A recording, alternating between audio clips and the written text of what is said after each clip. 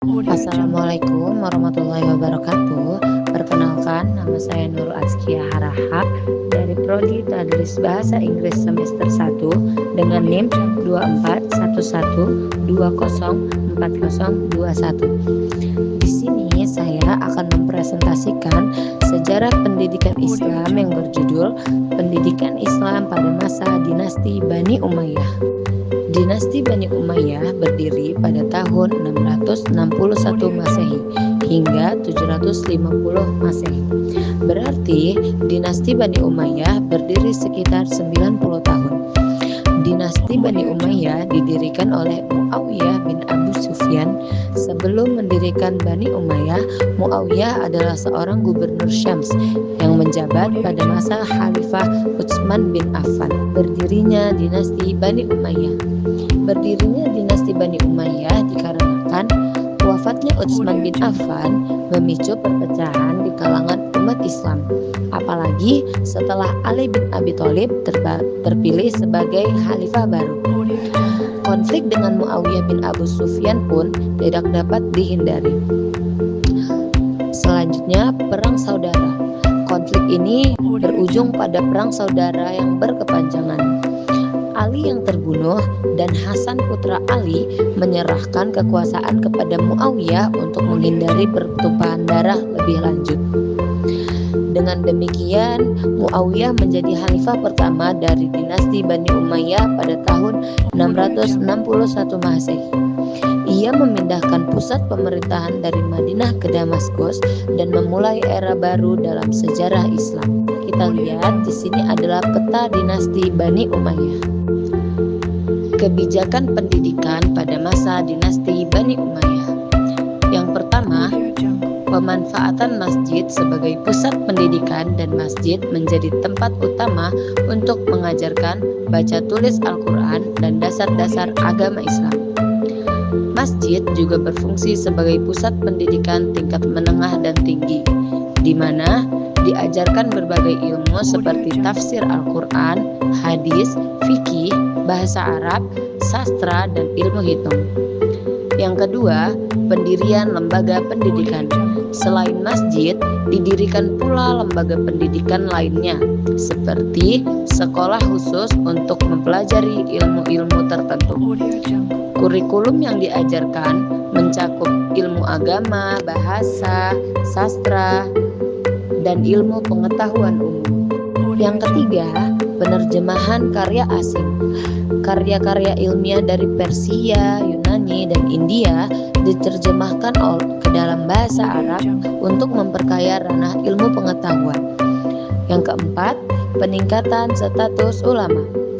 Ulama dan ilmuwan diberikan penghormatan tinggi dan dukungan penuh dari pemerintah. Dan yang terakhir, penyebaran pendidikan.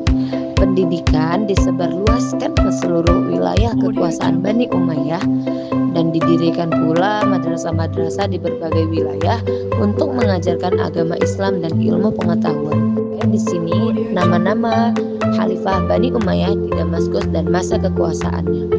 Yang pertama ada Muawiyah bin Abu Sufyan, yang kedua Yazid bin Muawiyah, yang ketiga Muawiyah bin Wazid, yang keempat Marwan bin Hakam, yang kelima Abad al-Malik bin Marwan, yang keenam Al-Walid bin Abad al-Malik, yang ketujuh Sulaiman bin Abad al-Malik, yang kedelapan Umar bin Abad al-Aziz, yang kesembilan Yazid bin Abad al-Malik, yang kesepuluh Hisham bin Abad al-Malik, yang ke-11 Al-Walid bin Yazid, yang ke-12 Ibrahim bin Al-Walid, dan yang terakhir Marwan bin Muhammad.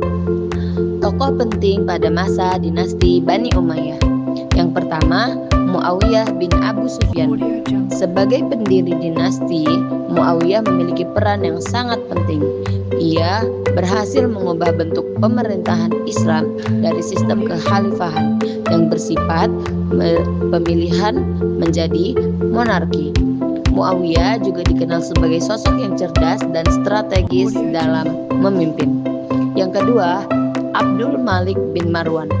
Khalifah ini dikenal karena kebijakannya dalam menyatukan kembali wilayah kekuasaan Bani Umayyah.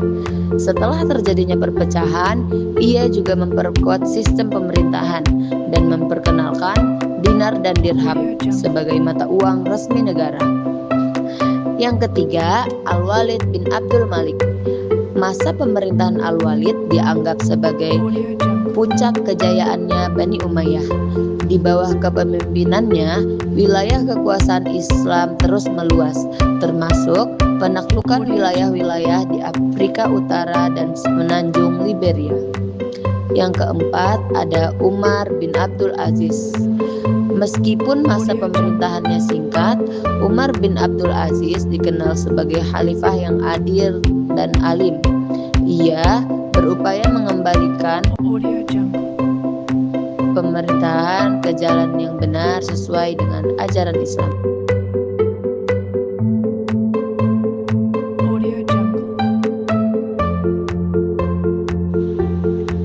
Perkembangan ilmu yang terjadi pada masa dinasti Bani Umayyah,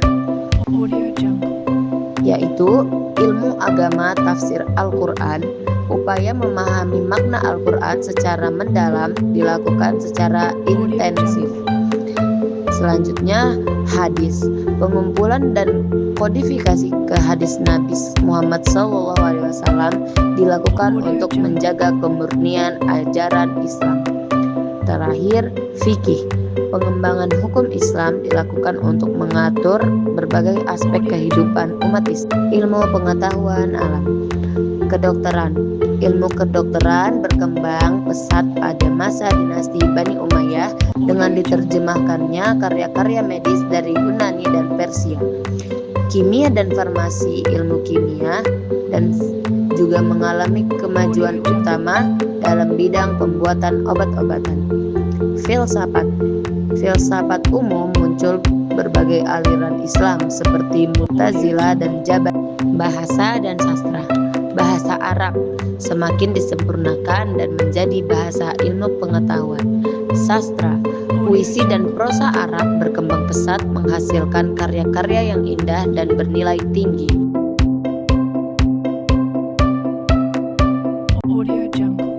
Selanjutnya, tokoh-tokoh ilmuwan terkemuka pada masa dinasti Bani Umayyah.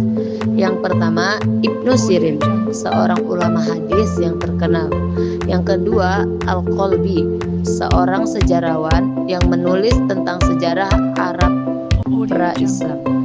Yang ketiga, Al-Jahiz, seorang penulis dan ahli bahasa yang produktif. Contoh-contoh buku penting. Yang pertama, Al-Tarsib, karya Al-Zahrawi. Yang kedua, kitab Al-Jabar wa Al-Muqabbalah, karya Al-Hawarizi. Yang ketiga, Ahlul Al-Bait, karya Ibnu Ishaq. Yang keempat, kitab Al-Mughni, karya Ibnu Qudamah.